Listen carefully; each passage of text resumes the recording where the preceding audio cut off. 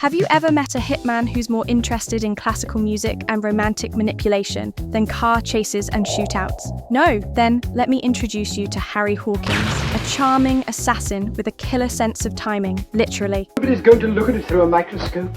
Anything that's worth doing is worth doing well. Today, we're diving into the 1956 British black comedy, The Green Man, a film that blends murder, music, and madcap mayhem into a tight 80 minutes of pure cinematic joy. Now, stick around, because this isn't just your average whodunit. It's got exploding radios, corpses in pianos, and more misunderstandings than a Shakespeare farce. Plus, Alastair Sim is at his very best. And hey, if you enjoy this kind of deep dive into classic British cinema, consider hitting that thanks button below and buying me a cup of tea. It really helps keep the channel fresh. Okay, let's set the scene. The Green Man opens with Harry Hawkins, played with deliciously sinister charm by Alastair Sim. Hawkins is a freelance assassin, but not your average gritty killer. He's urbane, articulate, and terrifyingly polite. I had no difficulty at all in obtaining the final details of Sir Gregory's movements. Think Hannibal Lecter, but with a British accent and a more whimsical sense of occasion. I just want a quick word with my mechanic, so by the time you've put out a board and set out the main, I'll be with you. His latest job? Eliminate Sir Gregory Upshot, a pompous London businessman who, let's just say, probably deserves a bit of humbling, but not necessarily being blown to smithereens. How does Hawkins plan to do it? Well, this is where things get fun. He charms the secretary, Marigold, played by Avril Angers, to find out where Upshot will be over the weekend. Now then, my dear. I want you to tell me why you were making notes about Sir Gregory's movements tonight. The target? A little seaside hotel called The Green Man. It sounds quaint, but Hawkins plans to leave a bomb in a radio in the hotel lounge, timed to explode at precisely 22:28. The setup feels like a genteel tea party hosted by Agatha Christie, but with significantly more TNT. What on earth are you doing?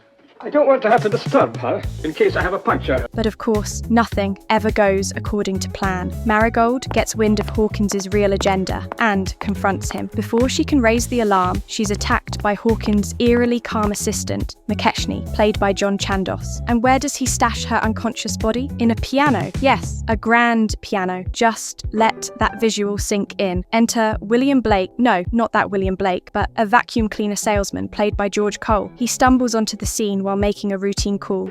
My card. I'm very sorry, I'm extremely busy today. Oh, this is just a machine for the busy man. Only to find Marigold's body and a whole lot of confusion. Naturally, he involves Anne Vincent, the attractive fiancée of the house's owner. Who are you? What are you doing here? Jill Adams plays Anne with a sharp wit and charm that holds its own in this tangled mess of mistaken identities and near misses. One of the film's funniest moments? Reginald, Anne's fiancé, walks in to find her and William hiding under a bed together. Anne, what the devil's all this? Who is this fellow and what are you doing under the bed with him? His shocked exit leaves the future of their relationship teetering on the edge, just like everything else in this beautifully unhinged plot. So now, William and Anne, mismatched and reluctantly heroic, are racing against the clock. They piece together that Hawkins plans to blow up Upshot at 10:28 p.m. that very night. Here it is. Oh, good. N. Here we are. She said something about the coast, didn't she? But they don't even know what name Upshot is using at the hotel, so of course they assume Bought Flower must be the fake name, because who in their right mind is called Bought Flower? Well, enter Terry Thomas, in full upper-class eccentric mode, playing Charles Bought Flower, a guest who is entirely innocent, but so hilariously posh that you almost hope he gets caught in the explosion by mistake. Believe that you're Sir Gregory. So, Sir Gregory Upshot. Almost. Meanwhile, at the Green Man Hotel, things get cozier. Sir Gregory arrives with his shy young secretary Joan, I thought something like this would happen. Couldn't be helped. and they're just trying to enjoy a drink and a meal before the bomb goes off, unbeknownst to them, of course. The waiter, played by Michael Ripper, reminds them that under the Catering Act, they need to order food before 10 p.m. It's such a delightfully British touch. What's the matter now?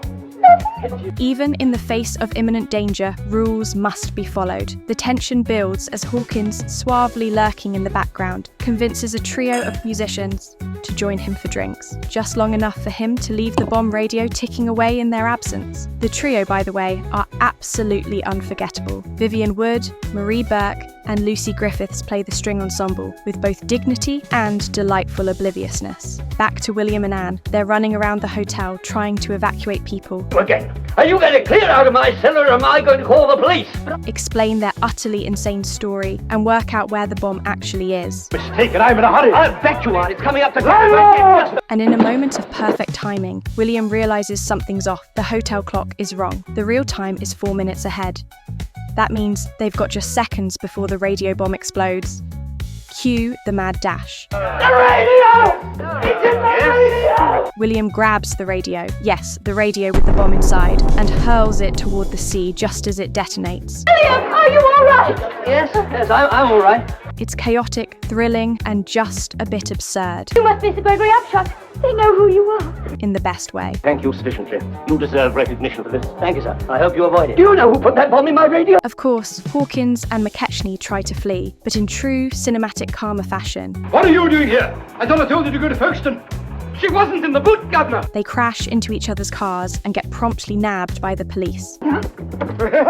That's what you get for trying to murder someone at a hotel with a violin soundtrack. And just when you think it's over, the Green Man gives you one final twist of comedy. As Anne and William drive back to London, they tune into a poetry reading on the radio, only to hear Anne's ex-fiancé Reginald mid-broadcast. And what does he do? Launch into a furious rant about Anne, on air to the nation. And I can't go on.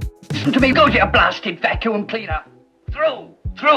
It's the perfect cherry on top. They stop the car and, amidst all the madness, finally share their first kiss. A slightly cynical, slightly sweet ending, just like the rest of the film. If you hadn't come here, none of this would have happened. Well, I'm sorry. I never I don't intended... know why I listened to your cock and bull story in the first place. Now, let's talk about what made this film click. The Green Man was directed by Robert Day and Basil Dearden, though Dearden went uncredited. It was written by the brilliant team of Frank Launder and Sidney Gilliatt, known for their work on The Lady Vanishes and Millions Like Us. Their knack for combining suspense with razor-sharp wit is all over this film. Go and look. I certainly will. It was shot primarily at Shepperton Studios, with some on-location filming that captures that charming post-war British vibe. Here we are again. Pretty charm that clock's got, sir. You make it yourself?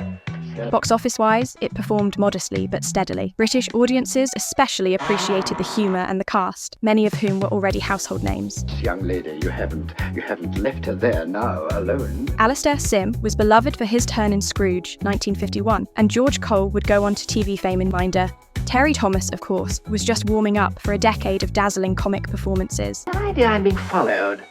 Charlie, you're imagining things. Critically, The Green Man was well received. The Monthly Film Bulletin called it a cheerful and sprightly comedy, and Sight and Sound praised its admirable pacing and steady flow of laughs, while it's sometimes overshadowed by bigger names from Ealing Studios. If my best isn't good enough for you... Your best. It's a wonder you didn't hit him in the head. It holds a special place as a cult classic of British comedy. It's not just a murder plot, it's a farce, a satire, a love story, and a ticking time bomb, all wrapped in one. So if you haven't seen The Green Man, I highly recommend tracking it down. It's clever, quick-witted, and has enough plot twists to keep even modern audiences guessing. Thanks for watching, and I'll see you next time. It's police, newspapers, everything. Depends how quickly you move, sir. Joe, get your bag, quick. Oh, thank you, sir.